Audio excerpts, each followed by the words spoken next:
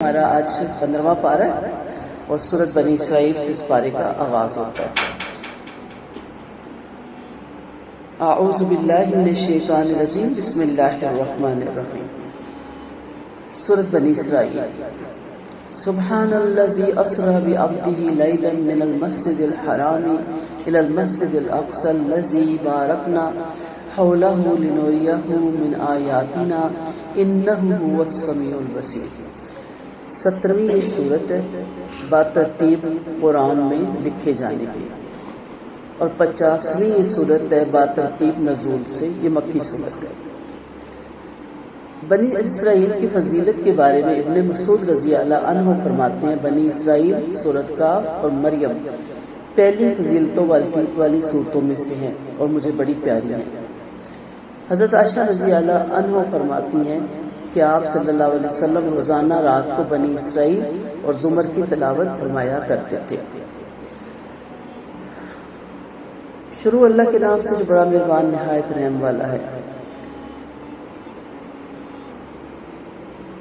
میں اس کی پاکی بیان کرتا ہوں جو اپنے بندے کو راتوں رات عزت والی مسجد سے مسجد اقصی تک لے گیا، جس کے آس پاس ہم نے برکت رکھی ہے تاکہ ہم اسے اپنی قدرت کی کچھ نشانیاں دکھائیں۔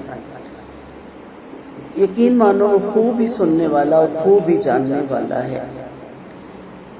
اسرا اللہ اپنی ذات کی بزرگی اور اپنی شان کی عظمت بیان فرما رہے ہیں کہ یہ اللہ ہی کی قدرت ہے اور اس جیسی قدرت کسی اور میں نہیں۔ اس سے صاف ظاہر ہوتا ہے کہ اس کے سوا نہ کسی کو معبود بنایا جا سکتا ہے، نہ وہ بنائے جانے کے قابل ہے، نہ رب بننے کے قابل ہے۔ کیونکہ اللہ ہی کی ذات ہے جو اسباب سے دور ہے اور اسباب کی نعوذ باللہ محتاج ہے۔ اللہ نے اپنے بندے محمد صلی اللہ علیہ وسلم کو رات کے مختصر سے وقت میں مکہ شریف کی مسجد احرام بیت اللہ سے مسجد اقصی یعنی بیت المقدس تک لے گیا، جو عہد ابراہیمی سے لے کے عہد مسیح تک پیغمبروں کا مرکز رہ چکی ہے۔ اس وجہ سے آپ کی ملاقات کی سعادت حاصل کرنے کے لیے تمام انبیاء علیہ السلام اسی پاک سرزمین پر جمع ہوئے اور رحمت العالمین صلی اللہ علیہ وسلم نے اسی مقام پر انہی کی جگہ ان سب کی امامت کے فرائض سر انجام دی۔ تو اسرا معراج کے بارے میں سورت اتری جب اللہ تعالیٰ نے نبی کریم صلی اللہ علیہ وسلم کو پہلے مکہ سے بیت المقدس تک اور پھر بیت المقدس سے اوپر سدرۃ المنتہا تک اپنے پاس بلایا تھا، اور کفار نے جھٹلا دیا۔ ان کی روش تھی جھٹلانا، کیونکہ وہ اللہ کو، جیسے آج کے دور میں ہمارے بھی بدعقیدہ لوگ ہیں، بندوں کے برابر مثالیں دیتے تھے۔ تو کل ناممکن، امپاسبل، مکہ سے بیت المقدس کی مسافت مہینے بھر کی ہے، اللہ کے معراج پہ کون جا سکتا ہے، آسمانوں پہ کون جا سکتا ہے؟ تو اسباب کو سامنے رکھ کے اس پہ اللہ کو آزما رہے تھے یا اللہ کو نعوذ باللہ اس پہ فٹ کرنے کی کوشش کر رہے تھے۔ وہ یہ نہیں سوچ رہے تھے کہ اللہ کی ذات وہ ہے جو کسی اسباب کی محتاج نہیں، بلکہ اسباب بھی سارے اسی کے پیدا کرتا ہے۔ اس سے معلوم کیا ہوا کہ تمام اماموں کے امام اور رئیسوں کے رئیس آپ صلی اللہ علیہ وسلم ہی ہیں۔ اللہ پہ سلامتی اور رحمتوں کی بارش فرمائے۔ بیت المقدس کا علاقہ بڑا سرخیز ہے، اس لیے فرمایا ہم نے مسجد کے آس پاس بڑی برکت رکھی ہے۔ وہاں ہرے بھرے کھیت اور لدے بدے باغ اور غلبے کی فراوانی اور پھلوں کی روانی ہے۔ آپ کو قدرت کے کچھ نمونے دکھانے کے لیے آسمان دنیا سے پھر سدرۃ المنتہا تک بلایا گیا۔ ہر نبی کو عین یقین کرایا جاتا ہے، آنکھ سے دیکھا ہوا یقین ہوتا ہے ان کو، ان کا دل مطمئن ہوتے ہیں، علم الیقین ہی ان کے لیے بہت بڑا ہوتا ہے۔ لیکن بندے جو ہوتے ہیں انہیں عین یقین نہیں کیا دکھایا جاتا، آنکھوں سے کچھ نہیں دکھایا جاتا۔ جیسے ابراہیم علیہ السلام نے کہا تو کس طرح مردوں کو زندہ کرے گا؟ اللہ نے کہا 4 پرندے پکڑو، ان کا گوشت کرو، قیمہ کرو، مختلف جگہوں پہ رکھ دو، پھر آواز دو۔ یہ سارا کیوں تھا؟ آنکھوں سے دیکھتے، ٹھیک ہے؟ تو پیغمبروں کو آنکھوں سے دکھایا جاتا ہے، لیکن جو اس کے بندے ہوتے ہیں، جو اس کے ماننے والے ہوتے ہیں، وہ علم الیقین کی بنا پر بات کرتے ہیں۔ اور ان کا یقین اتنا پختہ ہوتا ہے کہ جیسے انہوں نے آنکھوں سے سب کچھ دیکھا ہے. ان کا دل اتنا مطمئن ہوتا ہے احادیث پہ، واقعات پہ، کہ ایسا لگتا ہے جیسے وہ خود جہنم اور جنت کو آنکھوں سے دیکھ کر دنیا میں آ کے بتا رہے ہیں. تو علم الیقین بھی اتنا پختہ ہونا چاہیے کہ استاد یا لیڈر اپنے پیروکاروں کو شک پہ نہ چھوڑ دے. جو شک پہ چھوڑ دے وہ پھر استاد بننے جانے کے قابل نہیں ہوتا. ٹھیک ہے، اور وہ اسی وقت کر سکتا ہے جب خود اس پہ پورا اتر رہا ہو، جب اس کو پورا یقین ہوتا ہے نا، علم الیقین، اور وہ علم الیقین کی منزلیں طے کرتا ہے اور عین الیقین تک پہنچ چکا ہوتا ہے. یعنی اللہ اس کو بصائر دیتا ہے.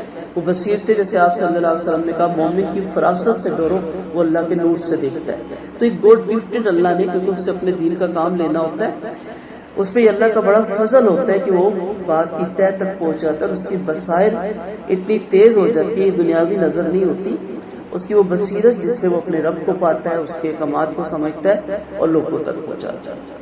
تو آپ صلی اللہ علیہ وسلم کو بھی جیسے حضرت موسیٰ کو کوہ طور پہ اللہ نے کلام کیا، اپنی آواز سنائی، آپ صلی اللہ علیہ وسلم کو اللہ تعالیٰ نے اپنے پاس بلایا. ہم نے اپنے پیارے نبی کو یہاں اللہ تعالیٰ فرما رہے ہیں اس لیے اپنے پاس بلایا کہ ہم آپ کو اپنی قدرت کے بعض بڑے بڑے نشانات دکھائیں. سورۃ نجم میں بھی آپ پڑھیں گے، بلا شبہ ہم نے اپنے رب کی بڑی بڑی نشانیاں دیکھی. پھر فرمایا اللہ اپنے بندوں کی نیکیوں کی، بڑوں کی، مسلمانوں کی، کافروں کی، یقین والوں کی، شک والوں کی باتیں خوب سنتا ہے، بروں کی، اور سب کو اچھی طرح سے دیکھ رہا ہے کہ وہ ہر ایک کو اس کے استحقاق کے مطابق دنیا اور آخرت میں بدلہ دے گا. دیکھتے ہیں معراج والی رات کیا ہوا تھا. انس بن مالک فرماتے ہیں معراج کی رات میں آپ کو کعبہ شریف سے بیت المقدس بلایا گیا. واقعہ یہ کہ ایک رات آپ بیت اللہ میں آرام فرما رہے تھے کہ آپ کے پاس 3 شخص آئے، ایک سرانے اور ایک درمیانی میں اور ایک پاؤں کی طرف کھڑا ہو گیا. سرانے والے نے درمیان والے سے پوچھا آپ کون ہیں، یعنی نبی کریم صلی اللہ علیہ وسلم کے بارے میں. درمیان والے نے جواب دیا کہ آپ سب سے بہتر ہیں. پیر والا کہتا ہے کہ جب آپ سب سے بہتر ہے تو آپ کو لے چلو. اتنے میں یہ تینوں فرشتے چلے جاتے ہیں. آپ اس رات صرف اتنا ہی دیکھتے ہیں. دوسری رات کو جب آپ سو رہے تھے تو پھر یہ تینوں فرشتے آتے ہیں. آپ کی آنکھیں سو رہی لیکن دل جاگ رہا تھا. نبی اسی طرح سویا کرتے تھے. آج فرشتوں نے آپ کے بارے میں بات نہیں کی بلکہ آپ کو اٹھا کر زمزم کے پاس لٹا کر، زمزم کا کنواں اس ٹائم ہوتا تھا، اب تو اس کو اندر سیف کر دیا گیا، لٹا کر پھر وہ جبرائیل علیہ السلام نے آپ کا سینہ مبارک چاک کیا معدے تک، اور سینے اور پیٹ کی تمام چیزیں نکال کر زمزم کے پانی سے اپنے ہاتھ سے دھوئیں، اور جب اچھی طرح دھو چکے تو آپ کے پاس ایک سونے کا تشت لایا گیا جس کے اندر سونے کا ایک بہت بڑا پیالہ تھا جو ایمان اور حکمت سے لبریز تھا. جبرائیل علیہ السلام نے ایمان اور حکمت سے آپ کے سینے اور گلے کی رگوں کو خوب بھر دیا، پھر سینے کو سی دیا، پھر آپ کو لے کر آسمان کی طرف پرواز کی اور پہلے آسمان کا دروازہ کھٹکھٹایا. آسمان والوں نے پوچھا کون ہے؟ جبرائیل علیہ السلام نے فرمایا میں ہوں. جبرائیل علیہ السلام سے آسمان والوں نے پوچھا تمہارے ساتھ اور کون ہے؟ فرمایا میرے ساتھ محمد صلی اللہ علیہ وسلم ہے. پوچھا کہ آپ کو بلایا گیا؟ فرمایا ہاں. یہ سن کر پہلے آسمان والے بہت خوش ہوئے اور خوش آمدید کہتے ہوئے آپ کو لے گئے. آسمان والوں کو بھی اللہ کے ارادے کی خبر نہیں ہوتی کہ وہ زمین والوں کے ساتھ کیا معاملہ کرنا چاہتا ہے. یہ خاص طور پہ کیوں یہاں بات لائے گی کہ وہ کفار مکہ فرشتوں کو اللہ کی بیٹیاں کہتے تھے اور ان کے پاس جا کے اپنی مرادیں مانتے تھے، اور وہ اللہ کے قریب ہوتے ہوئے بھی یہ نہیں جان سکتے تھے کہ اللہ کا ارادہ کیا ہے، اللہ کا پلان کیا ہے. اسی لیے اللہ نے جب انسان بنایا تو کیا کہا، وَإِذْ قَالَ رَبُّكَ لِلْمَلَائِكَةِ إِنِّي جَاعِلٌ فِي الْأَرْضِ خَلِيفَةً. ان کو بتایا، ان کے نوٹس میں لایا، ان کو پتہ چلے کہ اللہ تعالیٰ نیا پلان کیا کرنے جا رہے ہیں. جب تک اللہ آگاہ نہ کر دے فرشتے بھی کچھ نہیں جانتے. آپ نے پہلے آسمان پر آدم علیہ السلام کو پایا. جبرائیل علیہ السلام نے آپ سے فرمایا یہ آپ کے والد آدم ہیں، انہیں سلام کیجیے. آپ نے انہیں سلام کیا. آدم نے جواب دے کر فرمایا آؤ بیٹا، خوب آئی، تم بہت اچھے بیٹے ہو. آپ نے وہاں 2 نہریں دیکھی. جاری دیکھ کر جبرائیل علیہ السلام سے پوچھا کہ یہ نہر کیسی ہے؟ فرمایا نیل و فرات کا عنصر ہے. پھر آپ نے آگے بڑھ کر ایک اور نہر دیکھی جس کے ساحل پر موتیوں کے محل بنے ہوئے تھے، مٹی خالص مشک کی تھی. پوچھا یہ کون سی نہر؟ فرمایا یہ کوثر ہے جسے آپ کے رب نے آپ کے لیے رکھ چھوڑا ہے. پھر آپ کو دوسرے آسمان پر لے جایا گیا، اس آسمان کے فرشتوں سے بھی حسب صاحب کا گفتگو ہوئی، پھر آپ کو تیسرے آسمان پہ لے جایا گیا، وہاں بھی وہی سوال جواب ہوئے، پھر آپ کو چوتھے آسمان پر لے جایا گا، یہی بات پھر غرض ساتوں آسمانوں پر آپ کو اسی طرح لے جایا گیا۔ ساتویں آسمان والے فرشتوں سے پہلے آسمان والے فرشتوں کی طرح بات چیت ہوئی، ہر آسمان والے نے نبیوں سے بھی آپ کی ملاقات ہوئی، ہر آسمان والے نبیوں سے۔ آپ نے مجھے ان کے نام بھی بتایا، مجھے یاد نہیں کون، یہ کہتے ہیں انس بن مالک جو روایت کر رہے ہیں۔ آپ نے مجھے ان کے نام بتایا، مجھے یاد نہیں۔ آپ نے فرمایا فلک دوم میں ادریس سے، فلک چارم میں ہارون سے، فلک پنجم میں یعنی پانچویں آسمان میں نبی کا مجھے یاد نہیں، فلک ششم میں ابراہیم علیہ السلام سے، ہفتم میں موسیٰ علیہ السلام سے ملاقات ہوئی۔ پھر جب آپ فلک ہفتم سے آگے بڑھے تو موسیٰ نے فرمایا اے اللہ، میرا خیال تھا کہ مجھ سے اونچا اور کوئی نہ ہوگا، پھر اس قدر اونچا آپ چڑھ گئے جس کا علم اللہ ہی کو ہے، سدرۃ المنتہا تک پہنچ کے اللہ آپ سے اس قدر نزدیک ہو گیا کہ 2 کمان بلکہ اس سے بھی کم فاصلے پہ رہ گیا۔ پھر اللہ نے بذریعہ وہی آپ پر دن رات میں 50 وقت نمازیں فرض کی۔ جب آپ اترے تو موسیٰ نے آپ سے پوچھا کیا حکم ملا؟ فرمایا رات میں 50 نمازیں دن رات میں ہوگی۔ آپ پوری روایت جانتے ہیں کہ بار بار آپ کو بھیجا گیا اور آخر 5 لے کر آپ واپس آئے۔ تو موسیٰ علیہ السلام نے دوبارہ کہا کہ تمہاری امت کمزور ہے، ان کی عمریں کم ہے، وہ اتنی عبادت نہیں کر سکتے، تم دوبارہ جاؤ۔ پھر آپ صلی اللہ علیہ وسلم نے کہا مجھے شرم آتی ہے کہ میں دوبارہ اب اتنی میں نے نمازیں کام کی ہیں۔ بہرحال پھر اللہ تعالیٰ نے نبی کریم صلی اللہ علیہ وسلم سے فرمایا نمازیں تو 5 ہی ہوگی لیکن ان کا ثواب کے اعتبار سے 50 نمازوں کے برابر اس کا ثواب ہوگا۔ پھر آپ موسیٰ کے پاس سے گزرے، پوچھا کو کیا رہا؟ فرمایا اللہ نے 5 تک تخفیف فرما دی مگر ثواب 50 ہی کا ملے گا۔ بولے میں اسرائیلیوں کا خوب تجربہ کر چکا ہوں کہ وہ اس سے آسان کام بھی نہیں کر سکے تھے۔ اور فرمایا نبی کریم صلی اللہ علیہ وسلم نے میں بار بار اوپر نہیں جاتا، مجھے اپنے رب سے حیا آتی ہے۔ اور پھر آپ بسم اللہ کرتے ہوئے نیچے اتر آئے اور آپ بیدار ہو گئے اور آپ کعبہ شریف میں تھے۔ اس طرح اور بھی روایت ملتی ہے کہ آپ کو پہلے بیت المقدس میں لایا گیا اور وہاں پہ بہت سے لوگ کھڑے تھے، جبرائیل علیہ السلام نے آپ کا ہاتھ پکڑا، وہاں ایک پتھر میں سوراخ کیا، وہاں آپ کا خچر نما ایک جانور تھا، اس کو باندھا اور آپ کو کہا کہ امام جماعت کروائیں، اور آپ نے تمام انبیاء کی وہاں پہ جماعت کروائی اور پوچھا کہ جانتے ہو یہ کون ہے؟ اور بتایا کہ آپ صلی اللہ علیہ وسلم کو حضرت جبرائیل علیہ السلام نے کہ یہ تمام انبیاء ہیں۔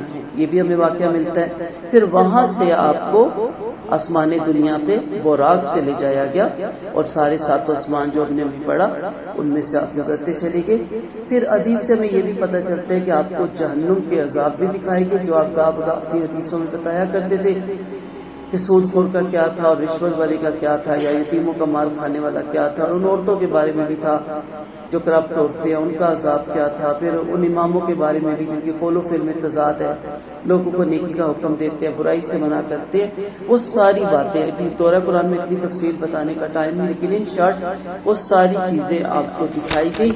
اور پھر جب صبح ہوئی اور آپ صلی اللہ علیہ وسلم نے یہ ساری باتیں تبلیغ کے طور پہ کہیں تو کفار مکہ کے ہاتھ میں ایک اور ایشو آ گیا اور وہ دوڑے ہوئے ابو بکر صدیق کے پاس گئے، کہا دیکھو تمہارا دوست کس طرح کی باتیں کرتا ہے، کہتا ہے کہ میں بستر ہی پہ تھا اور میں اوریجنل حالت میں اوپر سے اٹھ گیا ہوں، یہ نہیں کہ میں نے خواب دیکھا۔ ابو بکر صدیق نے ساری بات سنی اور اب بات سن کے کہا کہ اگر کون کہتا ہے، کہا محمد کہتے ہیں، کہا محمد کہتا ہے تو سچ کہتا ہے، ہم تو اس بات کو بھی مانتے ہیں کہ آسمان سے فرشتہ اترتا ہے نبی کریم صلی اللہ علیہ وسلم پہ وحی لے کے، تو جب ہم اس بات کو مانتے تو یہ کون سی ناممکن بات ہے کہ میرا رب میرے نبی کو بیت المقدس سے اوپر سدرۃ المنتہا تک لے جائے، وہاں سے نبی کریم صلی اللہ علیہ وسلم کے زبان سے اور اللہ کے حکم سے ابو بکر رضی اللہ عنہ کو صدیق کا لقب ملا، تصدیق کرنے والا۔ تو آپ نے اپنے نبی کی بغیر پوچھے کہا یہ نہیں کہا میں ذرا جاؤں میں پہلے پوچھوں نبی کیا کہتے ہیں، وہیں پہ کہا کہ میں تصدیق کرتا ہوں، اگر نبی نے کہا تو سچ کہا۔ اس طرح کا ایمان قابل قبول اور پسندیدہ ہے کہ نبی نے فرمایا سچ کہا، اللہ نے کہا سچ کہا۔ ٹھیک ہے آپ کے اندر ایک ہونی چاہیے تحقیق کا عنصر ہونا چاہیے، لیکن وہ بعد کی بات ہے، اس کے بعد آپ تحقیق بھی کریں، جاننے کی بھی کوشش کریں، لیکن اتنا ہو کہ ایمان ہو کہ میرا رب سب کچھ کر سکتا ہے۔ معراج جو تھی وہ بیداری میں ہوئی تھی، خواب نہیں تھا، کیونکہ اس میں بھی بڑے فرقے بن گئے کہ خواب دیکھا تھا، خواب نہیں تھا۔ آپ براق پہ سوار ہو کر مکہ شریف سے بیت المقدس تک تشریف لے گئے، اور جب مسجد کے دروازے پر پہنچے تو براق کو دروازے پہ باندھ دیا اور جا کر 2 رکعت تحیت المساجد پڑھی۔ پھر معراج لائی گئی جو سیڑھیوں والی تھی، جس پر چڑھ کر آپ دنیاوی آسمان پر پہنچے، پھر دیگر آسمانوں میں پہنچے، اور ہر آسمان کے مقرر فرشتے نے آپ کا استقبال کیا اور سارے پیغمبروں سے آپ کی ملاقات ہوتی گئی۔ پھر سدرہ تک منتہا تک پہنچے، جس پر اللہ کے حکم سے بڑی ہی عظمت چھا رہی تھی۔ اسے سونے کے پتنگے گھیرے ہوئے تھے، فرشتے چھائے ہوئے تھے، وہ مختلف اس کے رنگوں سے پٹے ہوئے تھے۔ آپ نے وہاں جبرائیل علیہ السلام کو ان کی اصل صورت میں دیکھا، جن کے 600 پر تھے، اور سبز رنگ کا زفرف دیکھا جس نے آسمان کے کناروں کو بھر رکھا تھا۔ آپ نے بیت المعمور کو بھی دیکھا اور بانی کعبہ خلیل اللہ کو اس سے ٹیک لگائے ہوئے دیکھا، یعنی حضرت ابراہیم علیہ السلام کا، کیونکہ وہ آسمانی کعبہ ہے۔ اس میں روزانہ 70,000 فرشتے عبادت کے لیے داخل ہوتے ہیں، جن کی باری پھر قیامت تک نہیں آئی گی۔ آپ نے جنت بھی دیکھی اور جہنم بھی دیکھی۔ اللہ تعالیٰ نے آپ پر 50 نمازیں فرض کی، جو کم ہوتی 5 پہ رہ گئی، لیکن اس کا ثواب 50 کے برابر ہوگا۔ اور پھر آپ کے ساتھ تمام نبی بھی اترے آپ کے لیے۔ پھر جب نماز کا وقت ہوا تو آپ نے تمام انبیاء کو نماز پڑھائی۔ یہ ساری چیزیں ساری روایات میں مختلف روایت میں ملتی ہیں۔ ایک روایت میں یہ بھی ملتی ہے کہ اس رات بیت المقدس کا دروازہ ہی بند نہیں ہو رہا تھا، جو وہاں کا راہب تھا وہ بڑا کثیف رہا تھا۔ پھر دروازہ بند کرنے کے لیے کاریگر کو بلایا گیا، اس نے بڑی کوشش کی، اس نے کہا یہ جام ہو گیا، اب رات کو تو ہم ٹھیک کر نہیں سکتے، صبح کریں گے۔ صبح کے وقت جب وہ اٹھا اور بیت المقدس گیا تو اسے ایک عجیب سی نشانیاں نظر آئی اور وہ حیران ہو گیا، کیونکہ وہاں سوراخ بھی تھا۔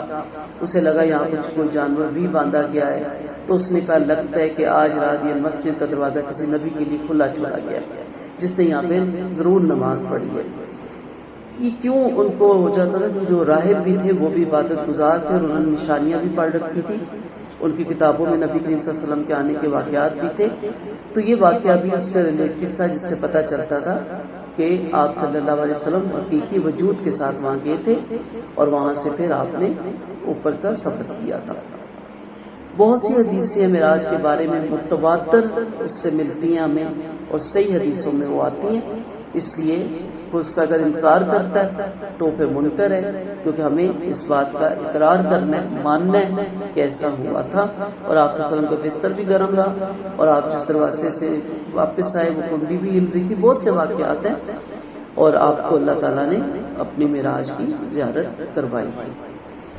کہا حیران کیوں ہوتے ہو؟ آتینا موسیٰ الکتاب وجعلنا ھدی لنبی اسرائیل اللہ تتخذ من دونی وکیلا۔ موسیٰ علیہ السلام کا واقعہ کیوں واپس آیا ایک دم سے؟ معراج پہ حیران ہو، اور موسیٰ کے کلیم اللہ ہونے پہ حیران نہیں ہوتے۔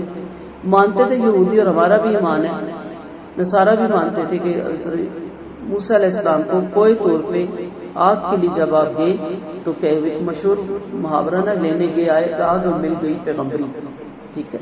تو آپ آگ ڈھونڈنے کے لیے وہاں چڑھے، روشنی دیکھی، لائٹ دیکھی، وہاں پہنچے تو آگے سے اللہ نے کہا موسیٰ میں تیرا رب ہوں اور تجھے میں اپنے دین کے کام کے لیے چنتا ہوں۔ تو کہ اس بات پہ تو تمہیں یقین ہے، لیکن نبی جب کہتے ہیں کہ میرے ساتھ معراج کا واقعہ ہوا، تو موسیٰ کی معراج کیا تھی؟ کوئی طور پہ جانا، اللہ تعالیٰ کا ہم کلام ہونا، اور نبی کی معراج کیا تھی؟ سدرۃ المنتہا تک جانا اور اللہ کا وہاں پردے کے اندر ہم کلام ہونا، اور عین یقین سے آنکھوں سے علم دینا۔ تو حیرانگی کیوں؟ ایک نبی کی بات مانتے ہیں اور دوسرے نبی کی بات نہیں مانتے۔ اور ایک انسان کی معراج کیا ہوتی ہے؟ نماز، اللہ کی معرفت۔ تو آپ بھی معراج کی رات نماز ہی ملی تھی نا، تو آپ بھی نماز پڑھیں، آپ بھی اس معراج کو پائیں گے انشاءاللہ، اور وہی جنت۔ تو اللہ سے دعا ہے انشاءاللہ ہم سب اپنی آنکھوں سے دیکھیں گے وہ جو میرے نبی کو دکھائی گئی، وہ ساری نعمتیں، وہ جو حوض کوثر دکھایا گیا، اتنی ڈیٹیل بتانے کا ٹائم نہیں کہ اس کے اندر کیا کیا خوبصورتی تھی۔ اور نبی نے ایک پیالہ پیا اور اس کی لذت وہ کہتے تھے جیسا لذت میں نے زندگی میں نہیں دیکھی۔ اپنے ہاتھ سے پلائیں گے نا اپنی امت کو، لیکن ان امتیوں کو نہیں پلائیں گے جو بے ہدایتیں ہیں، جو بدعتی ہیں، ان امتیوں کو نہیں پلائیں گے جو وہاں پہنچ ہی نہیں پائیں گے۔ تو انشاءاللہ اللہ ہمیں بھی بلائے گا اور ہم اپنے نبی کے ہاتھ سے اس پانی کو پئیں گے۔ تو کہا ایک نبی کی بات مان لی، اس کے معجزات مان لیے، اللہ کا ان پہ کرم مان لیا، دوسرے نبی کو کیوں نہیں مانتے کہ تم میرے سوا کسی اپنے آپ کو کسی اور کو کارساز نہ بنا. اور ان کو لال جنہیں ہم نے نوح کے ساتھ سوار کیا بلا شبہ بڑے شکر گزار بننے لگے. سعد بن محمد مسعود ثقفی فرماتے ہیں نوح کو شکر گزار بندہ اس لیے کہا گیا کہ جب آپ کھاتے پیتے تھے تو اللہ کی حمد فرماتے تھے. یہ عادت ہونی چاہیے، ہر چیز جب سامنے آئے نا تو کو الحمدللہ. وہ بھی تو ہے جنہیں یہ میسر نہیں اور ہیں. بڑی غربت ہے، اللہ کی تقسیم ہے نا، لیکن جن کو دیا ہے اس لیے کہ وہ شکر کرے، اور جن کو نہیں دیا اس لیے کہ وہ صبر کرے. جن کو دیا اس لیے کہ وہ غریبوں کا خیال رکھے، احساس کرے، تاکہ کل ان کو آگے ان کے راستے آسان کیے جائیں. اور انہی لوگوں کے دلوں سے گزر کے اللہ کی راہ ملتی ہے. ربانیت میں اللہ کی راہ نہیں ہے. انہی لوگوں سے، بندوں سے صلہ رحمی سے، انہی کے ساتھ معاملہ اچھا کر کے، چاہے ان کا کیا آگے سے بیہیویئر ہے وہ ایک الگ قصے ہے، انہی سے گزر کے آپ نے آگے جانا ہے. رحمت اللہ علیہ صلی اللہ علیہ وسلم نے فرمایا اللہ اپنے اس بندے سے خوش ہوتا ہے جو نوالا اٹھاتے وقت یا پانی پیتے وقت اللہ کی تعریف کرتا ہے. رحمت اللہ علیہ صلی اللہ علیہ وسلم نے فرمایا میں قیامت کے دن اولاد آدم کا سردار ہوں گا. کافی لمبی حدیث ہے جس میں پھر یہ بھی واقعہ آتا ہے قصہ کہ لوگ پھر نوح کے پاس آئیں گے اور کہیں گے آپ دنیا کے سب سے پہلے رسول ہیں، اللہ نے آپ کو شکر گزار بندہ فرمایا، لہٰذا آپ اپنے رب سے ہماری سفارش فرما دیجیے. وَقَضَيْنَا إِلَىٰ بَنِي إِسْرَائِيلَ فِي الْكِتَابِ لَا تُفْسِدُنَّ فِي الْأَرْضِ مَرَّتَيْنِ وَلَتَعْلُنَّ عُلُوًّا كَبِيرًا. اور ہم نے اسرائیلیوں پر کتاب میں یہ بات مقرر کر دی کہ تم سرزمین شام میں 2 دفعہ فساد مچاؤ گے اور بڑا زور چلاؤ گے. پھر جب پہلی مدت آئے گی تو ہم تم پر سخت جنگجو بندے مسلط فرما دیں گے، پھر وہ تمہارے گھروں میں گھس جائیں گے. یہ وعدہ پورا ہونا ہی تھا. پھر ہم دوبارہ ان پر تم کو غالب کر دیں گے، تمہارے مال اور بیٹوں سے امداد کریں گے، تمہاری جماعت بڑھا دیں گے. اگر تم نیکیاں کرو گے تو اپنے فائدے کے لیے کرو گے، اگر برائی کرو گے تو بھی اپنے ہی لیے نقصان کرو گے. پھر جب پچھلا وعدہ آ گیا تو پھر ہم نے ان کو مسلط کر دیا تاکہ وہ تمہارے منہ بگاڑ دیں اور پہلی دفعہ کی طرح مسجد میں گھس جائے اور جس پر ان کا زور چل سکے اس سے تباہ کر ڈالے. تمہارا رب تم پہ رحم کرنا چاہتا ہے اور اگر تم پھر لوٹو تو ہم بھی لوٹیں گے. ہم نے کافروں کے لیے جہنم کو قید خانہ بنا رکھا ہے. یہ جو ہوا تھا بنی اسرائیلیوں پہ وہ واقعات اللہ تعالیٰ نے اپنے نبی کو بتائے. توریت میں بھی یہ تھا کہ یہودی سرکشی کرتے رہیں گے اور ان پہ اللہ تعالیٰ کے جو عذاب ہیں ٹوٹتے رہیں گے اور اللہ تعالیٰ ان پہ مسلط کرتے رہیں گے دوسری قوموں کو. تو یہودی بار بار سرکشی کریں گے. اللہ نے اسرائیلیوں کو جو کتاب اور توریت دی تھی اس میں انہیں پہلی خبر بھی دے دی تھی. ایک جنگجو قوم کا تسلط ان پہ ہوگا، یعنی جب یہ پہلی دفعہ فساد مچائیں گے تو اللہ نے کہا تم پر سخت جنگجو مسلط کریں گے جو بڑے طاقتور اور مسلح ہوں گے، تمہارے ملک پر قابض ہو جائیں گے، تمہیں گھروں میں گھس جائیں گے اور تمہاری سرزمین پر بلا خوف چلے پھریں گے. اللہ کا یہ وعدہ ضرور آئے گا. کن لوگوں پہ آئے گا؟ جو کہ سرکش ہوتے ہیں، جو اللہ کی نافرمانیوں میں گم ہو جاتے ہیں. تو پھر اللہ تعالیٰ ان پہ ایسی قوموں کو مسلط کر دیتا ہے جو ان پہ رحم نہیں کرتی. ابن عباس فرماتے ہیں یہ جالوت اور اس کا لشکر تھا. آپ کو یاد ہے دوسرے پارے کے آخر میں ہم نے یہ تفسیر سے پڑھا تھا کہ جالوت اور اس کے لشکر نے مقابلہ کیا تھا اور جو اسرائیلیوں پر شروع سے مسلط کر دیا گیا تھا، مگر اللہ نے اسرائیلیوں کی مدد فرمائی اور طالوت کی سرگردگی میں جالوت سے لڑے اور کامیاب ہوئے. جہاں انہوں نے نہر پار کی تھی طالوت نے نہر پار کی. اس کا مقابلہ پھر جالوت سے ہوا تھا اور طالوت نے پھر جالوت کو قتل کر دیا تھا اور پھر یہ بادشاہ مقرر ہوا تھا. یہ وہ سارا واقعہ. یہ وقت نظر شاہ بابر سے تھا. وقت نظر شروع میں تو محتاج اور کمزور تھا اور پھر بھیک پہ گزارا کرتا تھا. پھر اس کی قسمت نے پلٹا کھایا اور شاہ بابل بن بیٹھا. اس نے اسرائیلیوں کے شہر کو مال کیے اور بیت المقدس میں ان کا جی کھول کے خون بہایا. یہ ابن آدم کی روایت ہے. یہودیوں نے بھی بڑا سر اٹھایا تو کثرت سے نبیوں کو اور عوام کا خون بہاتے تھے. تو ان کی جو یہ روش تھی نا جو آج کل ہماری ہوگی، علماء کو قتل کر دینا، دیندار لوگوں کا مذاق اڑانا، ان کی رسپیکٹ نہ کرنا. جب بھی آپ یاد رکھیں کہ کسی بھی قوم کے علماء کی جب رسپیکٹ ختم ہو جاتی ہے کیونکہ وہ ڈیزرو بھی کرتے ہیں اور ان کے پاس سوائے رسپیکٹ کے انہیں کچھ چاہیے بھی نہیں ہوتا. جسے مال چاہیے، دولت چاہیے، عہدہ چاہیے، وہ عالم کے لانے کے قابل نہیں ہے. نبی کریم صلی اللہ علیہ وسلم کا فرمان ہے جب تم اپنے علماء کو عمرہ کی محفل میں دیکھو تو ان کے دین میں شک کرو. اس لیے ایک عالم کا کام نہیں ہے کہ وہ سیٹ، گدی، سیاست ان کے چکروں میں پڑا رہے. اس کا کام ہے کہ عوام کو، مخلوق کو اس کے خالق سے ملائے، تعارف کروائے، اور دین کو بڑھوتری میں جتنی وہ زندگی لگا سکتا ہے، کیونکہ اس کے پاس علم الیقین ہوتا ہے جو عین الیقین کی بنا پر اس سے حاصل ہوتا ہے، وہ جو بصائر اس کے پاس ہوتا ہے. اب اس کے پاس ایک رسپیکٹ ہوتی ہے صرف، کیا زمین پہ وہ ایک بزرر سا ہوتا ہے نا، کسی کو نقصان نہیں دیتا اپنی ذات سے، بلکہ وہ دوسروں کو بھی روکتا ہے کسی کو نقصان دینے سے. لیکن جیسے ہم پیغمبروں کے واقعات پڑھتے ہیں ہمیں ان کی باتیں بڑی بری لگتی ہیں. نوح کو کیا کہا، ہم بڑے تنگ ہیں تیری باتوں سے. شعیب کو بھی یہ کہا گیا تیری نماز تجھے یہی سکھاتی ہے. ہم بھی کہتے ہیں جاؤ اپنی نمازیں پڑھو، ہمارا دماغ نہ کھاؤ، زیادہ نیک نہ بنو. اچھا تم نے سر ڈھانپ لیا نا، میں بھی ڈھانپ لوں گی. اچھا تم نے اپنی قبر میں جانا، میری نہیں، میری فکر نہ کیا کرو. یہی طریقے تھے. ہم کہتے نہیں استغفر اللہ، ہم تو کچھ نہیں کرتے. سب کرتے ہیں، وہ بھی اسی طرح کرتے تھے، ہم بھی اسی طرح کرتے ہیں. اور ہم بھی بیٹھے ہوئے یہ عالم ٹھیک نہیں، یہ عالم غلط ہے. آپ سوچیں ہماری اوقات ہے جنہوں نے عمریں لگا دی، پہلے 10-20 سال مدارس میں سیکھنے میں لگائی، اور پھر ساری عمریں ضعیفی آ گئی. کچھ کو جوانی میں ضعیفی آئی ہوئی ہے کہ لگتا ہے کہ 80 سال کے پتہ چلتا نہیں، ابھی 50-55 کے. اس قدر محو ہوئے ہوتے ہیں دین کو پھیلانے میں. میں نے اپنے ایک دو لوگوں کو دیکھا جو دین میں بہت زیادہ کام کر رہے ہیں. میرے دیکھتے دیکھتے میرے سامنے سمجھ لیتے کہ بچوں کی عمر کے ہیں، وہ مجھ سے بڑے لگتے ہیں. انہیں ہوش ہی نہیں ہے بال رنگنے کے، یا بال جلدی سفید ہو جاتے کیونکہ پڑھنے والے بندے کے بال بہت تیز سفید ہوتے ہیں. دماغ پہ اثر پڑتا ہے نا، اینک بہت جلدی لگتی ہے کیونکہ وہ ہر وقت پڑھتا رہتا ہے، تو اس کی نظر، اس کی عقل، اس کی جوانی سب کچھ اس کی راہ میں لگ جاتی ہے.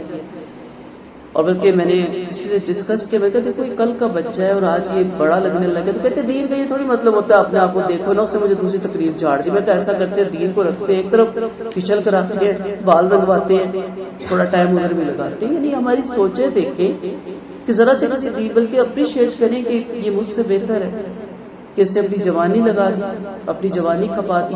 یہی جوانیاں پھر وہاں جوانیاں بنے گی نا جنت الفردوس میں، اور سب کی عمر ایک ہی ہوگی، سب جوان ہوں گے، سب خوبصورت ہوں گے، کوئی بڑھاپا نہیں آئے گا. حسن روز بدلے گے. جمعے والے دن تو جب اللہ سے دیدار کر کے آئیں گے، حدیث کے مفہوم کے مطابق اتنے خوبصورت ہو جائیں گے کہ ان کو پہچاننے سے ہی گھر والے انکار کر دیں گے اور پتہ چلے گا کہ یہ وہی ہیں. تو اسی لیے کھپتے ہیں نا یہ. اب ہوتا ہے کہ ہم بیٹھ گئے تھے یہ غلط ہے. آپ سوچا کریں کسی لمحے کو، ہماری اوقات کے ہمارے وضو بھی ٹھیک نہیں. ٹھیک ہے، کسی نے کہا تھا کہ ہمیں 1 سے 10 تک عربی کی گنتی بھی نہیں آتی، اور ہم علماء کو جن کو عربی پہ بھی کیا اور قرآن پہ بھی کیا، حدیث پہ اس قدر عبور ہے. حدیثیں یاد رکھنا کوئی مذاق ہے. عربی ٹیکسٹ کے ساتھ اور چین کے ساتھ اسم الرجال پہ بھی پورا عبور ہونا چاہیے. چین کہتے ہیں جو راوی تھے، اگر ایک چین میں 10 راوی ہیں، مثلا میرے پردادا نے، میرے دادا کو کا دادا نے مجھے بتایا، میں نے اپنے بیٹے کو بتایا، میرے بیٹے نے میرے پوتے کو بتایا، تو ان کی بھی ہسٹری پتا تھی کہ دادا کی کتنی عمر میں فوت ہوئے، دادا کیا کھاتے تھے، دادا کا کاروبار کیا تھا، ان کی عادتیں کیسی تھی. یعنی پردادا سے ہسٹری ساری یاد کر کے پھر حدیث تک آنا کوئی کھیل ہے. ہم بڑے آرام سے بیٹھے کہتے ہیں مجھے اس کی باتیں نہیں پسند، مجھے یہ زہر سے برا لگتا ہے. کہتے ہیں اس کا چینل بدل دیا کرو، یہ پتہ نہیں کیا بولتا رہتا ہے. ہم کہتے ہیں وہ بولے جو میرے دل کو ٹھوکے، وہ کہ جو مجھے اچھا لگتا ہے. پھر ہم واہ واہ کرتے ہیں یہ ٹھیک ہے، یہ آج کے دور کا عالم ہے، اس سے پتہ ہے آج کے دور میں کیسے پڑھتے ہیں. اس دور کا نہیں چاہیے، میں نبی کریم صلی اللہ علیہ وسلم کے دور کا نہیں چاہیے، نہ اس پہ ہمیں آج کے دور کا چاہیے. تو جہاں کہیں بھی علماء کی تکذیب ہوتی ہے وہاں اللہ تعالیٰ ایسی قومیں مسلط کرتے ہیں جو آپ کو ذلیل اور خوار کر کے رکھ دیتے ہیں. اس لیے اپنے علماء کا احترام کریں. تو یہ پہلا جو ان کا اٹیک ہوا تھا یہ وہ تھا. تو اس لیے کہا گیا کہ دوبارہ جب وہ پلٹیں گے تو ہم دوبارہ ان کے اوپر اسی طرح کا حملہ کریں گے. اور پھر دوبارہ ان پہ اٹیک ہوا. پہلی قوم نے ان پہ حملہ کیا، دوسری قوم پہ وقت نظر میں آ کے ان کو تتر بتر کیا تھا. حالانکہ یہ کیوں بتائے جا رہے واقعہ کہ موسیٰ علیہ السلام کی قوم اللہ کی بڑی لاڈلی قوم تھی. اور آپ صلی اللہ علیہ وسلم جب آخرت کے بارے میں حدیثیں بیان کرتے ہیں تو کہتے ہیں اتنی امت ہوگی موسیٰ کی کہ میں کہوں گا یہ میری امت ہے، تو اللہ کہیں گے نہیں موسیٰ علیہ السلام کی. پھر میری امت آئے گی تو اسے تو کنارے آسمان کے بھر جائیں گے نا، لیکن موسیٰ علیہ السلام کی امت بھی بہت زیادہ ہوتی ہے. اور آپ صلی اللہ علیہ وسلم ایک حدیث میں بتاتے ہیں جو بے ہوشگی ہوگی، جب وہ جو نفع میں پھونک ماری جائے گی، ساری دنیا بے ہوش ہو جائے گی، سب سے پہلے پھر نبی کریم صلی اللہ علیہ وسلم اٹھائے جائیں گے، تو کیا فرماتے ہیں کہ حضرت موسیٰ عرش کا سایہ پایا پکڑے کھڑے ہوں گے، واللہ اللہ وہ بے ہوش ہوئے بھی کہ نہیں، یا کوئی تو کی بے ہوشی ان کے لیے کافی ہوگی، کیونکہ آپ صلی اللہ علیہ وسلم سے بتایا گیا ہے کہ سب سے پہلے اٹھنے والے آپ ہی ہیں اس نفع کے بعد۔ تو اتنی زیادہ پسندیدہ قوم تھی، لیکن جب نبیوں کی تکذیب کی، علماء کا خون کیا اور ساتھ ان کے عوام الناس کا بھی، تو اللہ نے ان کے اوپر پھر دوسری قوموں کو مسلط کیا۔ پھر اللہ تعالیٰ فرماتے ہیں ان احسنتم احسنتم لانفسکم، کتنا خوبصورت لفظ ہے، چھوٹا سا جملہ یاد کر لیں، ان احسنتم احسنتم لانفسکم۔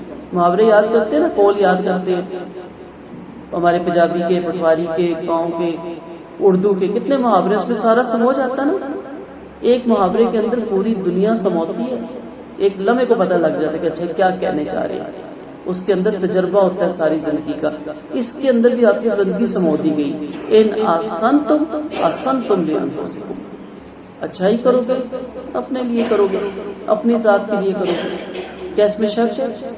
جب بھی آپ کسی کے ساتھ اچھائی کر رہے ہوتے تو یہ نہ سوچا کریں کہ میں نے اس پہ اچھائی کی، آپ اپنے اوپر اچھائی کر رہے ہوتے ہیں، اپنے لیے بہتر کر رہے ہوتے ہیں، اپنے لیے راستے آسان کر رہے ہوتے ہیں، اپنے لیے رائے ہموار کر رہے ہوتے ہیں۔ دنیا میں بھی نیک نامی دعائیں ملتی ہیں، ان دعاؤں کے نتیجے میں بلائیں ٹلتی ہیں، ان بلاؤں کے ٹلنے کے نتیجے میں اگلے راستے آسان ہوتے ہیں۔ اور آپ دیکھیں سخی کے بارے میں کیا، اس کی زندگی بھی خوبصورت، لوگ بھی اس سے پیار کرتے ہیں، اور اس کی موت بھی آسان ہوتی ہے، اللہ بھی اس سے پیار کرتے ہیں۔ سخی اللہ سے بھی قریب، اس کے بندوں سے بھی قریب، اس کی جنت سے بھی قریب، اور بخیل اللہ سے بھی دور، اس کی جنت سے بھی دور، اس کے بندوں سے بھی دور، اور جہنم کے قریب۔ تو نیکی کر کے احسان کیوں کر رہی ہے؟ میں نے بڑی نیکیاں کی، میں تو نیکیاں کرتا رہتا ہوں، ساری زندگی نیکیاں تو کی ہیں، صلہ کیا ملا؟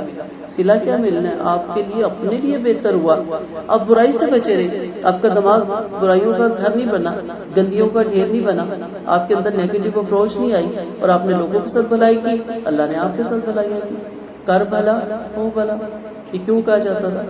میں سمجھتی نہیں لوگوں کے ساتھ بھلا کریں گے، لوگ ہمارے ساتھ بھلا کریں گے، بڑے ہوئے تو سمجھ آیا نہیں، آپ بھلا کریں اللہ آپ کے ساتھ بھلا کرے گا۔ بہت فرق ہے دونوں میں، جو دنیا کے لیے بھلا کرتے ہیں نا وہ روتے ہی رہتے ہیں، ناراض ہوئے رہتے ہیں، جو اللہ کے لیے اس کے مخلوق کے ساتھ کرتے ہیں وہ مطمئن رہنے والے لوگ ہیں۔ تو کہ نیکی کرو گے تو اپنے لیے، برائی کرو گے تو اپنے لیے، من عامل صالحا فلنفسہ۔ سورۃ فصلت میں بھی آپ پڑھیں گے، نیکی کرنے والوں کو نیکی کا اجر ملے گا، برائی کرنے والوں کو برائی کا وبال پڑے گا۔ تو اس لیے یہ کہہ دینا کہ میں تو نیکیاں کر کر کے تھک گئی، کیوں تھک گئے آپ؟ کیونکہ آپ نے نیکیاں نہیں کی، آپ نے تو ایسے کام کیے جس کا ریکارڈ آپ کو دنیا میں ملے۔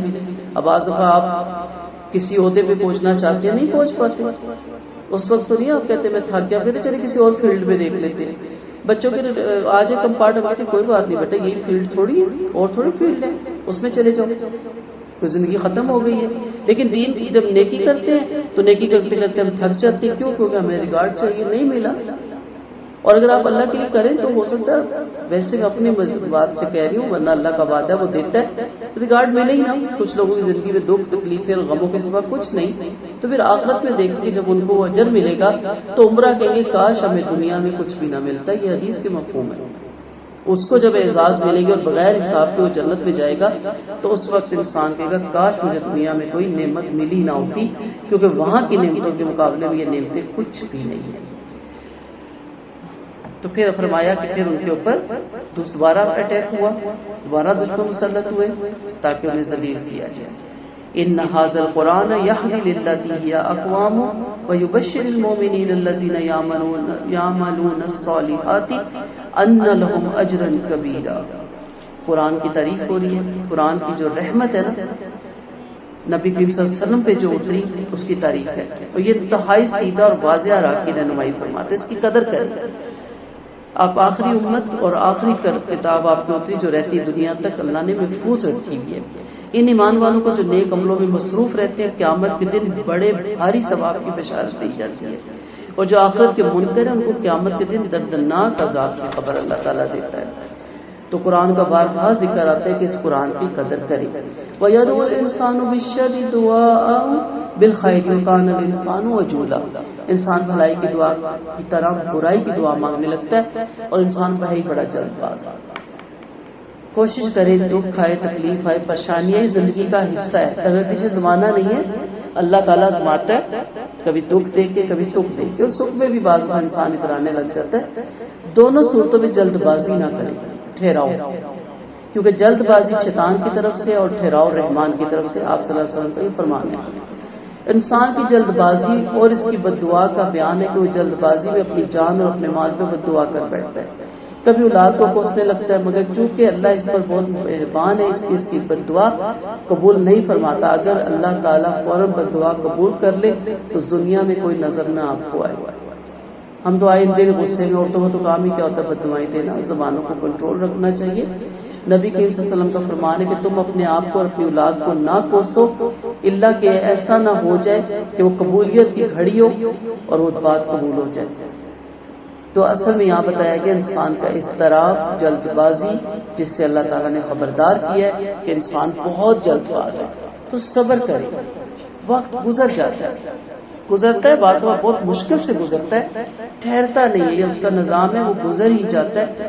پہلے دن وہ چیز بہت بڑی لگتی ہے، بندے کی چیخ نکل جاتی ہے سن کے، پھر دوسرے لمحے وہ ہلکی لگتی ہے، تیسرے لمحے اس کا سوچنے لگ جاتے ہیں اس کو بہتر کرنے کا، تو آہستہ آہستہ اس کو صبر نہیں کہتے۔ پہلے ہی لمحہ سن کے کہ انا للہ و انا الیہ راجعون، جس نے رب نے ڈالا وہ مجھے نکالے گا بھی۔ یہ بڑے زبردست لوگ ہوتے ہیں، دنیاوی حساب سے بھی بڑی اس پہ کتابیں لکھی گئی، لیکن یہ صابر لوگ ہوتے ہیں جو جیسا ہی معاملہ آئے وہ ایک لمحے کو روک کے پہلے اپنے رب کی طرف رجوع کرتے ہیں، اس کے بعد پھر اللہ کے حکم کے مطابق اس کا سلوشن ڈھونڈتے ہیں، توکل کرتے ہیں، بھروسہ کرتے ہیں، کسی بات کو ایشو نہیں بناتے۔ کوئی بڑی سے بڑی بات کسی کے ساتھ ہو جائے اسے کہتے ہیں ریلیکس، کوئی بات نہیں، ہوتا ہے، دنیا میں آئے ہو سب کچھ ہوگا، اللہ کی ذات ہے، اس پہ بھروسہ رکھو، وہ کوئی نہ کوئی حل نکالے گا، ٹھہراؤ ہوتا ہے ان میں۔ یہ بڑے کامیاب لوگ ہوتے ہیں، دنیاوی معاملے میں بھی یہ لوگ ہمیشہ کچھ نہ کچھ کر گزرنے والے لوگ ہوتے ہیں جو اپنے سینسز کو کنٹرول میں رکھتے ہیں۔ اب ہوتا ہی ہے کہ کوئی خبر سنو، چیخو، رو دھاڑو، سر پیٹو، اور پھر چپ کرو، پھر چپ کرایا جائے، اور پھر تو 3 دن کے بعد ہوش آئے، پھر اس کا سلوشن ڈھونڈے۔ وہ صبر نہیں، مجبوری، اب کیا کریں، کوئی نہیں کچھ سکتا تھا، صبر ہی کرنا تھا، کیا کر لیں گے، منہ نوچ لیں گے، اپنے آپ کو مار لیں گے، وہ بھی خودکشی ہے۔ اصل کیا ہے، وہ رب ہے نا جس نے ڈالی ہے، وہ مجھے اس میں سے نکالے گا۔ وَجَعَلْنَا اللَّيْلَ وَالنَّهَارَ آيَتَيْنِ فَمَحَوْنَا آيَةَ اللَّيْلِ وَجَعَلْنَا آيَةَ النَّهَارِ مُبْصِرَةً لِتَبْتَغُوا فَضْلًا مِن رَبِّكُمْ۔ ہم نے رات کو اور دن کو 2 نشانیاں بنائی، پھر ہم نے رات کی نشانی مٹا دی اور دن کی نشانی دکھانے والی بنائی، تاکہ تم اپنے رب کا فضل ڈھونڈو اور برسوں کی گنتی اور حساب جان سکو، اور ہم نے ہر چیز کو تفصیل سے بیان کیا۔ یہاں سے کیا پتہ چلتا ہے، یہ بھی اللہ کا بہت بڑا احسان ہے اور بہت بڑی نشانی ہے رات اور دن کا آنا۔ رات آرام کے لیے بنائی، اور رات ایسی بنائی کہ انسان کی باڈی کے جو سیل ختم ہو جاتے ہیں، ٹوٹ جاتے ہیں، وہ دوبارہ سے بننا شروع ہو جاتے ہیں۔ اور یہاں تک اب پتہ چلتا ہے کہ بستر کیوں جھاڑنے کے لیے کہا گیا۔ جب آپ سوتے ہو تو آپ کے جو نیگیٹو سیل ہے وہ اس پہ گرتے رہتے ہیں، جسے آپ جمز کہتے ہیں، اور پوزیٹیو سیل بنتے ہیں، اور وہ فجر کی نماز سے پہلے تک بنتے ہیں۔ اگر فجر کی نماز میں بھی آپ سوئے لیں تو پھر وہ سیل ٹوٹنا شروع ہو جاتے ہیں، اسی لیے زیادہ سونے والے کی صحت خراب رہتی ہے۔ اور کیا کہتے تھے ہمارے بڑے جی، خون پانی ایک ہو جاتا ہے۔ کیوں ایک ہو جاتے ہیں کہ صحت خراب ہونا شروع ہو جاتی ہے۔ اور پھر بستر جھاڑنے کا بھی اسی لیے حکم ہے کہ اس پہ جو نیگیٹو سیل آپ کے ٹوٹے ہوئے تھے وہ اس سے جھاڑ کے سوئے، کیونکہ آپ جب سوتے ہیں تو دوبارہ آپ کی باڈی کے اندر چلے جاتے ہیں۔ تو ہوگی سائنس۔ اللہ کا حکم ہے کہ رات میں نے آرام کے لیے بنائی، اور رات ہی کی نیند سے انسان فریش ہو کے اٹھتا ہے۔ دن میں آپ سوئے تو کئی دفعہ سر بھاری ہو جاتا ہے، اور سب سے بڑی بات ہے ہمارے جیسے بڑے کہتے ہیں نحوست پھیلائی ہوئی، کوئی کام ہوتا ہی نہیں، کیونکہ دن ہی کا ٹائم ہوتا ہے کام کرنے کا، وہ آپ سو کے گزار دیں تو پھر آپ کوئی کام ہوتا ہی نہیں۔ اس لیے کہ اس کا فضل تلاش کرے، اس کا فضل، اس کا روزگار صبح میں ہے۔ فجر کے وقت فرشتے آتے ہیں روزگار لے کے، نعمتیں لے کے، اور سوئی ہوتے ہیں دنیا تو واپس چلے جاتے ہیں۔ دنیا کچھ بھی کرے، اپنا ایک نبی کی حدیث کے مطابق اور اللہ کے حکم کے مطابق اپنی زندگی کی روٹین بنائے۔ مانا کہ اب رواج ہے 12:30 اٹھ کے سونے کا، اسلام آباد میں تو بہت ہے، کیونکہ بزنس مین کے جو ہم ان کے گھر 12:30 سے پہلے فون ہی نہیں کر سکتے، کیونکہ وہ ان کی روٹین ہی بڑی خراب ہے۔ پھر انہوں نے جانا اپنے فیکٹریوں میں، کارخانوں میں، رات کو 2 بجے انہوں نے سونا ہے۔ اب میں بھی وہی روٹین بنا رہی ہوں، کیوں؟ وہ ان کی روٹین ہے، ہماری کیا روٹین ہونی چاہیے؟ جو اللہ اور اس کے رسول کی روٹین ہے۔ عشاء کے بعد آپ کی ٹرائی ہونی چاہیے جتنی جلدی آپ سو جائیں۔ بچوں کی بھی روٹین بنائیں۔ آج کہتے ہیں بچے کنٹرول میں نہیں، ہمیں تو ٹھیک 9 بجے ماشاءاللہ 8 بہن بھائیاں لائٹیں بند ہو جاتی تھی، بستروں میں سلا دیا جاتا تھا، اور صبح اس طرح آنکھیں کھلتی تھی چڑیوں سے پہلے بچوں کی آنکھیں کھل جاتی ہے، نیند جو پوری ہوئی ہوتی ہے. شروع سے ہم مشہور تھے کہ یہ 9 بجے سو جاتے، وہی عادت ابھی تک ہے. سب کو کہا ہے کہ 9 بجے کے بعد نہ ہی آئے تو آپ کی نیکی ہوگی، نہ ہی کال کریں. تو آپ اپنے گھر کو اللہ اس کے اصول کے مطابق ڈھالیں. صبح جلدی اٹھیں. آپ دیکھیں فجر کے بعد سے لے کے 9 بجے تک آپ ساری دنیا کے کام کر کے بیٹھ جاتے ہیں، آپ کے پاس کام ہی کوئی نہیں ہوتا. اور جن کو آخرت بنانی ہے پھر ان کے پاس بڑا وقت نکل آتا ہے، اس میں جو چاہے آپ آخرت کے لیے فزیکل عبادت کرنا چاہتے ہیں، کوئی کسی کو مورل سپورٹ دینا چاہتے ہیں، کسی کے لیے کچھ کرنا چاہتے ہیں، سوشل ورک کرنا چاہتے ہیں، کہیں جا کے سیکھنا چاہتے ہیں، گھر میں بیٹھ کے سیکھنا چاہتے ہیں. 9 سے 12 1 2 بجے تک جب تک بچے شور گھر نہیں آتے آپ کے پاس ٹائم ہی ٹائم ہوتا ہے. اور جب آپ کو پتا ہوتا ہے نا، مثلا جیسے جاب والی خواتین ہیں، ہم نے جاب پہ جانا ہے تو وہ میں نے دیکھا اسکول جانے سے پہلے بھی 10 کام کر کے جاتی ہیں. بوجھ ہے نا. جب آپ کو پتا ہو نا کہ میں نے کوئی آخرت بنانی ہے تو مکاتا ہے بندہ کام کو ختم کرتا ہے، پھر لٹکاتا نہیں. یہ نہیں کہ سبزی لے کے ٹی وی کے آگے بیٹھ گیا، پہلے کوئی پروگرام دیکھا پھر آہستہ آہستہ کاٹی، کیونکہ اب کرنا کیا، ٹائم گزارنا. تو ہم وقت گزارنے کے لیے نہیں آتے، ہمیں اللہ نے وقت استعمال کرنے کے لیے بنایا ہے. تو رات کو آرام کریں، صبح اٹھیں. کوئی ریڑھی لگاتا ہے چاہے وہ فیکٹریوں کا مالک ہے، نبی کے وسلم کا فرمان ہے اے اللہ میری امت کی صبح میں برکت ڈال، تو صبح ہی میں برکت ہوگی. صبح ہی کا سفر پسندیدہ ہوتا ہے اور صبح ہی میں ہر طرح کی نعمتیں ہوتی ہیں اور ایکٹیو بہت رہتے ہیں آپ، فٹ بہت رہتے ہیں آپ. صبح آپ دیکھیں صحت بہت اچھی ہوتی ہے، کام کرنے کو دل کرتا ہے. ذرا سا دیر ہو جائے گا تو چھوڑو رہنے تو کل ہی اب شروع کروں گی، ٹائم کیا بچا ہے. تو دیر سے کام کرنے سے جب کیا جائے تو وہ کام کبھی پائے تکمیل کو بھی نہیں پہنچتا. اور ویسے بھی دن رات کا آنا بھی صبح شام دوپہر کے ٹائم کا بھی پتہ چلتا ہے اور دنوں کا اور ہفتوں کا بھی پتہ چلتا ہے. یہ بھی اللہ تعالیٰ کی بہت بڑی نشانی ہے.